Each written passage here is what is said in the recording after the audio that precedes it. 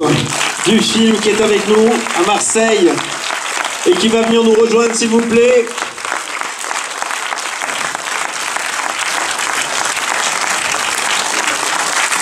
Plus fort, plus fort.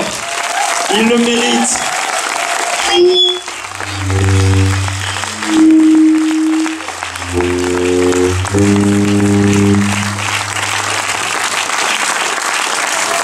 Quelle descente. C'est casse-gueule. Bon, prenez votre temps. J'ai failli me viander. Venez nous rejoindre. On a la chance de vous avoir aujourd'hui à Marseille. Ah, ouais, c'est nous qui avons de la chance. Waouh. Allez, c'est reparti. Gros applaudissements. Merci pour ce film. Ah bah, merci beaucoup. Non mais merci à vous. C'est pas toujours que quand on fait des films qu'on a l'occasion de voir son public. Et là, je dois dire, je suis impressionné. C'est une Et belle c'est salle. pas n'importe quel public, c'est le public de Marseille. Bah, de Marseille, en plus, j'ai vécu là 10 ans, donc je sais que c'est dur. C'est dur de les emmener. Bon, Chantal, elle a l'habitude, mais moi moins. De voir autant de gens. Oui, mais t'as pas besoin, toi. Tiens, vas-y, prends. Si, y a pas un autre micro? Oui, normalement, il y en a 2 de prévus. Elle est en panne. Bon. Non, 2. Allez, tout le monde aura la parole. Ça va, ça vous a plu? Oui. Génial. On a vérifié un peu, hein, on était derrière pour la fin, voilà. Donc on a vu que, voilà, on a entendu des gens rire, en tout cas Oui, moi oui, j'en ai oui, entendu. oui. Ouais. Comment on se lance dans un film comme ça? Quelle folie. Bah, d'abord on fait le premier, vous savez que c'est une suite. D'ailleurs, qui est-ce qui a vu c'est quoi cette famille, c'est-à-dire le premier film Ah, c'est pas la majorité. Hein. Non, c'est pas la majorité. Donc vous savez, ce qu'il vous reste à faire, c'est revoir maintenant le premier en ayant vu le deuxième. Le premier va passer sur M6 dans pas longtemps et... Oui, mais on comprend le deuxième quand même, hein, c'est pas... C'est pas sorcier non plus, hein. Enfin... donc il y a déjà un premier film, donc le premier gros boulot, c'était le premier film, et de trouver tous ces enfants, trouver des enfants, moi que je trouve incroyablement doués. Voilà, donc d'avoir la chance de trouver tous ces enfants, 7 enfants quand même, c'est pas rien. D'habitude, on dit au cinéma, il faut éviter la mère, les animaux et les enfants. Voilà, donc 7 enfants, normalement, ça fait fuir, mais voilà. Et ensuite, d'avoir eu tous ces acteurs adultes qui se sont qui sont venus sur le film, la grand-mère qui était déjà dans le premier aussi, Madame Latsou, et puis que tout le monde soit revenu la deuxième fois. Voilà, ça c'est. Mais disons que le premier gros boulot, c'était la première fois. Pour la deuxième fois, le gros boulot, c'était d'organiser, puisqu'il y avait des enfants qui sont plus des enfants, mais qui sont maintenant des ados, des jeunes adultes qui passaient leur bac, etc., etc. Donc voilà, l'organisation était assez complexe. Et Chantal, le film tournait, enfin vous avez le rôle-titre finalement de. Oui. Et alors pour le coup, tourner avec autant d'enfants, c'est pas pénible. Effrayant Hein. au départ. C'est pénible, hein. Je peux plus y voir, moi. Non, c'est des semi-professionnels, enfin c'est des professionnels, il y en a qui vont faire ce métier, et ils ont été très, très adorables, patients, écoutants, ils m'ont même demandé des conseils, des comptes, il y en a donc c'est formidable, et puis ils étaient bien coachés aussi parce qu'il est très sévère sur les tournages. Il rigole pas, il a l'air sympa comme ça, mais il est épouvantable. Donc ils avaient les jetons, un petit peu quand même, hein. Ouais, surtout toi qui avais peur en fait. Ouais, moi j'avais peur, ouais. Non, c'était très agréable, c'était vraiment bien. Alors vous êtes habitué aux scènes de théâtre, enfin aussi de cinéma, mais surtout de théâtre, avec des textes très écrits. Là, est-ce qu'il y a des choses qui changent sur un film comme celui-là? On attend beaucoup.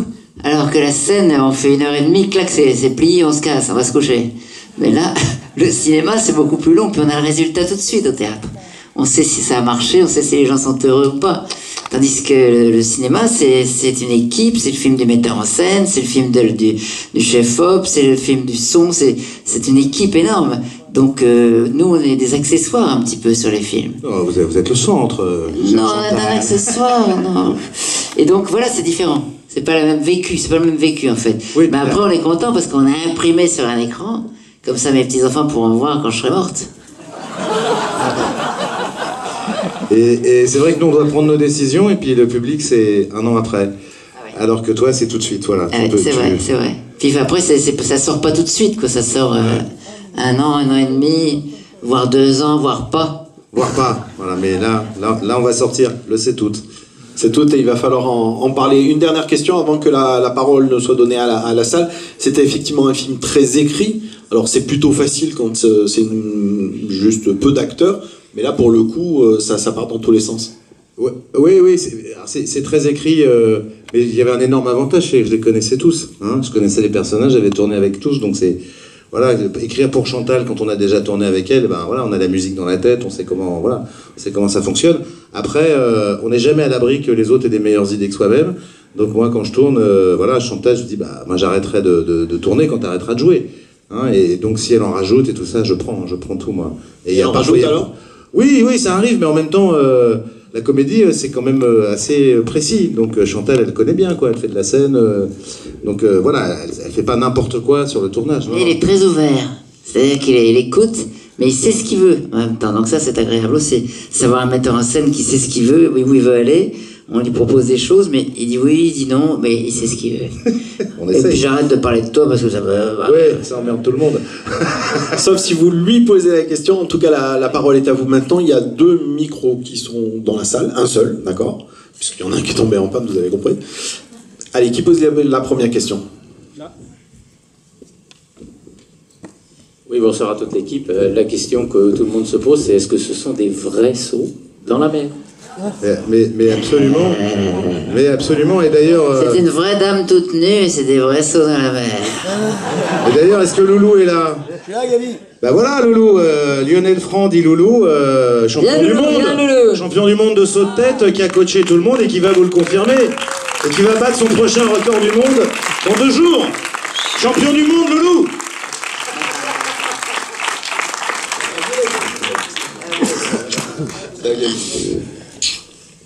Donc vous avez coaché tout le monde sur les sauts.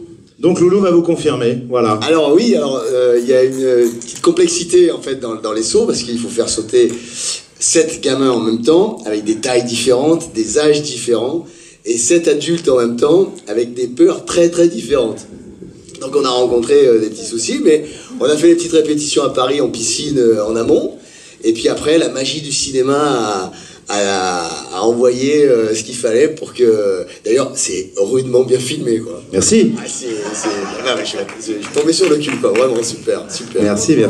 Non, mais c'était super intéressant. Je me suis vraiment régalé. Et c'est une prouesse de pouvoir faire sauter plusieurs acteurs en même temps, comme ça, accrochés les uns les autres, sans qu'il y ait la moindre égratignure. Et bon, j'étais content d'avoir rempli la mission, quoi. Tu as rempli la mission. Mais je rigole pas, il est vraiment champion du monde et il va vraiment battre le record du monde dans 2 jours à La Ciotat. Tant qu'à faire, 30 secondes. Il va plonger de 38 mètres. Voilà. Alors on vous encourage très très fort. Autre question sur le film. Ou remarque, ou envie de déclarer, de faire des déclarations d'amour. Ah, moi j'ai une question, Gabi. Vous faites le premier module qui s'appelle C'est quoi cette famille ? On fait le tournage et dans toutes les fiches, c'est quoi cette famille 2 ? À quel moment on change le titre et on fait C'est quoi cette mamie ? En fait, on savait un peu avant, voilà. Mais on s'est dit si on envoie un scénario à tous les acteurs où il y a marqué C'est quoi cette famille, ils vont peut-être mal le vivre. Donc on a dit C'est quoi cette famille 2 ?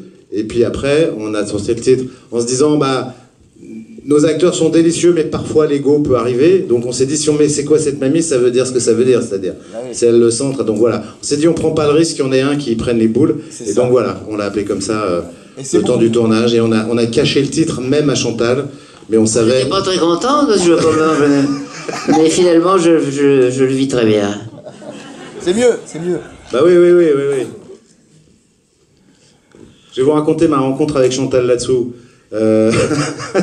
Parce qu'en fait, avant le premier film, j'avais jamais entendu parler de Chantal là-dessous. Jamais. Dingue, hein ? Oh !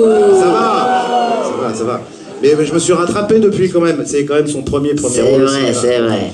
Je vais la voir au théâtre, je m'assois, je vois une pièce, et je ne ris pas une fois, je comprends rien à ce qu'elle dit, mais je savais que pour faire le film, il fallait quand même avoir Chantal là-dessous. Alors je monte à la loge et j'arrive, et je fais « Oh là là, Chantal, qu'est-ce que je me suis marré, mais plié en 2, qu'est-ce que vous êtes drôle, c'est formidable et tout !» Et elle me dit « Ah mais alors moi j'ai lu ton scénario, qu'est-ce que c'est sympa et tout !» On va vraiment se marrer ensemble. Bon, donc voilà, tous les deux hyper, voilà. Et quelques jours après, je lui dis, une fois qu'on a fait affaire, enfin qu'elle a fait affaire avec le producteur, je lui dis, bah Chantal, il faut que je vous dise quelque chose, je crois que je dois vous voyez. En fait, je me suis pas marré du tout au théâtre, parce que j'ai rien compris à ce que vous disiez. Et Chantal me dit, ah non mais ça c'est normal, je fais exprès, comme ça les gens ils viennent 2 ou 3 fois. Véridique. Le succès de Chantal. Et après elle me regarde et me dit, t'as Paris toi? Alors je dis, bah non. Elle me dit, bah moi j'avais pas lu ton scénario. Voilà. On était fait pour se rencontrer. Voilà. Allez, il y a une question ici au 3e rang. Et le micro arrive.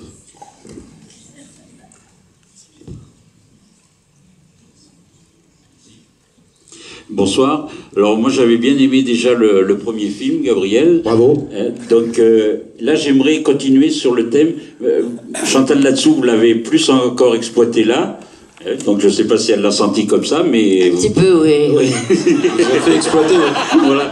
Mais c'est vrai que cette famille, elle est dans l'air du temps. Donc vous avez représenté toutes les familles possibles. Donc, est-ce que le scénario, vous avez travaillé en fonction de ça, complètement tous les personnages? Le premier, c'est avec les personnages, c'est pas moi qui les ai créés. Oui, oui. Le premier scénario était écrit par 2 auteurs, Camille Moreau, Olivier Trainer, et c'était un scénario qui prenait un peu la poussière sur des étagères. C'est un scénario qui avait pas, voilà, qui était peut-être trop en avance. Et quand le producteur me l'a proposé, voilà, les 7 enfants, moi c'est la première chose qui m'a attiré, c'est de faire un film avec 7 enfants parce que moi j'adore ça. C'est le truc que je sais bien faire, c'est diriger des enfants, donc voilà. Et donc c'est pas moi qui ai créé, vous voyez ce que je veux dire, cette famille. C'est vraiment les auteurs du premier. Après, le premier, oui, c'est l'histoire de parents un peu démissionnaires, un peu adolescents, comme on dit, et les enfants qui veulent recréer un cocon, qu'on en marre justement de pas avoir de cocon familial. Donc le premier a suffisamment marché pour qu'on ait envie de faire un deuxième et que les partenaires aussi qui financent les films aient envie. Et du coup on s'est dit, bah voilà, le premier c'est la recréation du cocon, le deuxième c'est le moment où, comme dans toutes les familles, hop, chacun va prendre sa route, tout le monde s'autonomise un peu. Et comme dans beaucoup de familles, enfin moi en tout cas c'était mon cas, le centre de la famille ça devient la grand-mère, enfin ou les grands-parents, mais la grand-mère, dans ma vie c'était comme ça. Et là, j'en avais une sous la main, et du coup, je me suis dit, voilà, parfait. C'est une vraie suite au premier film, c'est un autre sujet, mais on garde les personnages, et on les amène vers un ailleurs. Voilà. Oui, et en même temps, vers aussi une configuration de la famille, tous les possibles. Et donc, c'est un peu votre cheval de bataille. Oui, moi je suis, oui. J'ai pas vécu une vie comme ça, Chantal aussi, elle est avec le... Ben voilà, j'ai pas une vie débridée comme ça, avec des petites amies. N'a pas la cuisse légère, pas si légère. Non, pas si légère, mais pas si légère. Et voilà, mais oui. Mais je suis grand-mère quand même. Et moi aussi j'allais dire, non, moi je suis grand-père. Allez, est-ce que vers le haut de la salle, il y a des questions, des remarques? Allez, le jeune homme au milieu, avec le beau maillot de l'OM.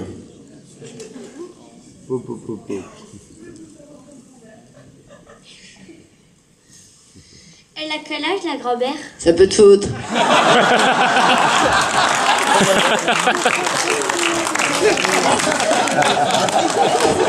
Ça fait marrer. Ça fait marrer. Ta réponse, hein? Il y a des questions qu'il vaut mieux pas lui poser à Chantal. Ouais, il y a des trucs comme ça. Non, ça me fait marrer, maillot de l'OM, parce qu'on a fait la première avant-première, on l'a faite à Paris, et il y avait Sadio, le héros, et le héros avec Chantal, pardon, et il vient sur scène comme ça avec nous, parce qu'il habite à Paris, et quelqu'un lui passe le micro et il dit ouais, moi j'étais hyper content de faire le film parce que je suis fan de l'OM. Putain, Sadio, arrête! Je vous jure, c'est vrai. Je suis fan de l'OM, on tournait à Marseille, j'étais content. Voilà. Une question là-haut. Où vous avez tourné le film?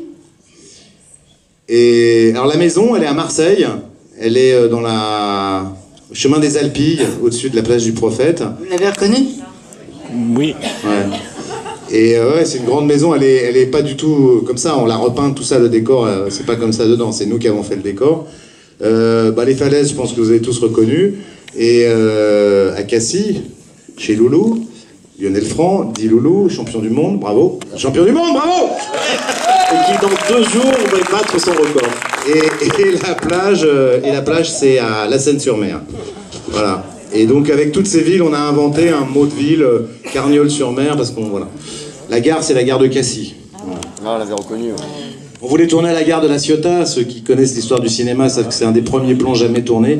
l'arrivée du train à la gare de la Ciotat des Frères Lumière. Voilà, c'est à l'époque, c'est pour les jeunes, c'était un plan d'un train qui arrivait vers la caméra et tout le monde se levait en ayant peur dans la salle parce que personne n'avait jamais vu de film. Ils avaient tous l'impression qu'ils allaient être écrasés par le train.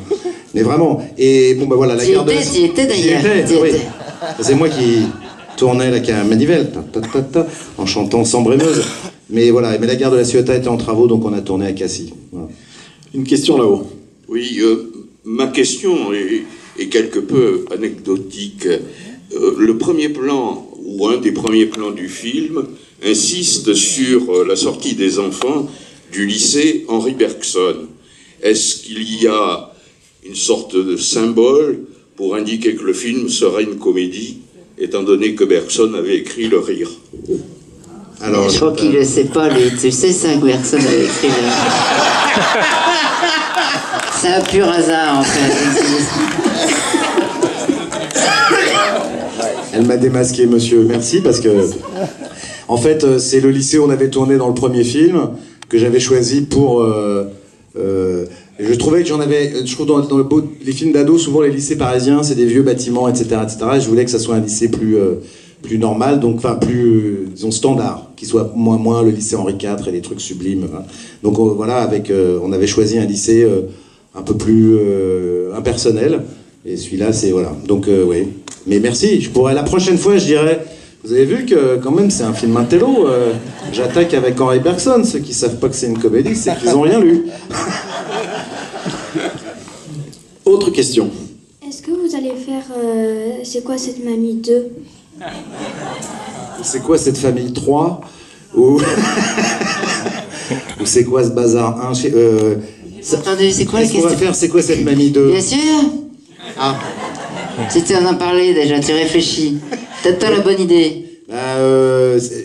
Oui, je pense il faut que le film marche. Donc ça, évidemment, parce que sinon, voilà. Et il faut que j'ai une bonne idée, et il faut que j'ai une idée qui convainque les 16 acteurs qui sont derrière. Donc c'est parce que je pense que si j'amène un scénario un peu foireux, personne ne viendra. Donc oui, j'y pense tout le temps parce que enfin voilà, on voit des salles, on voit des gens se marrer, on a l'impression que ça rend les gens heureux d'avoir fait ça, donc on a envie de refaire ça, ouais, bien sûr. Et puis c'est un vrai truc de troupe, quoi, hein, ce film-là. Hein. Vous voyez, on est 16 acteurs, l'équipe technique c'est la même entre les deux films, donc c'est vrai qu'on a un truc familial, c'est très collectif comme film. Voilà, c'est un film très collectif, c'est pas moi qui décris mes machins et tout le monde fait de... Non, tout le monde amène ses idées, il y a des très bonnes vannes dans le film que j'ai pas du tout écrites, que Chantal a improvisées, ou même que mon copain accessoiriste m'a dit, bah tiens, ça serait pas plus drôle? Bah si, bien sûr, toc, et puis voilà. Donc oui, il y a quelque chose de collectif et ça donne envie de se retrouver. Mais il faut la bonne idée. Et que ça marche. Et ça, vous êtes responsable aussi de ça, c'est-à-dire que si vous voulez qu'il y ait un troisième, il faut parler de celui-là, notamment sur les réseaux sociaux.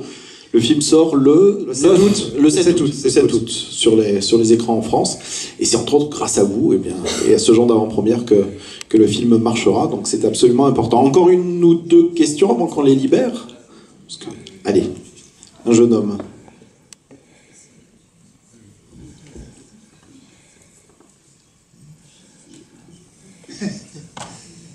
Vous avez sauté d'où ils ont sauté d'où à la fin? De combien d'auteur? C'est entre 7 et 9 mètres, la falaise. Loulou, tu confirmes? Exactement. Voilà. 7 et 9 mètres. Ouais, c'était une falaise un peu en pente. Ouais, c'est pas mal. Moi, j'ai pas sauté 9, moi j'ai sauté 7. Et mes lunettes sont restées en bas. Vous n'avez pas retrouvé depuis? Non, vous n'avez pas retrouvé. Bon. Bonsoir, moi je veux revenir sur le saut. Est-ce que c'est vous qui avez sauté réellement, Chantal? Moi? Oui. Attendez, je me souvienne. Alors? Si, c'est moi. Voilà. Ça Bravo. te va comme réponse? Ouais, bravo. Ça mérite un applaudissement énorme. Les acteurs s'impliquent dans les films. Le film avec Chantal là-dessous à poil qui saute de la falaise. Ouais. On a failli l'appeler comme ça, et puis... Ça faisait un peu long comme titre. Hein? Ça faisait un peu long comme titre. Ouais, un peu long comme titre. J'ai envie de poser une question à Chantal pour savoir justement, maintenant que vous avez goûté au cinéma depuis plusieurs films, quelles sont vos envies de cinéma? Bien sûr. Est-ce que vous avez des envies particulières? Bah oui, bien sûr, un film dramatique peut-être. Étrange, inquiétant. Non, des comédies, moi j'adore la comédie, j'adore faire rire, et le fait de rire, se faire rire sur l'écran, c'est génial, quoi. C'est autre chose, mais c'est vachement bien, je suis ravi. Ça te va? Il y a un projet où elle était un serial killer. Non mais... Dernière question. Alors, 1000 applaudissements pour vous. Le film sort le 7.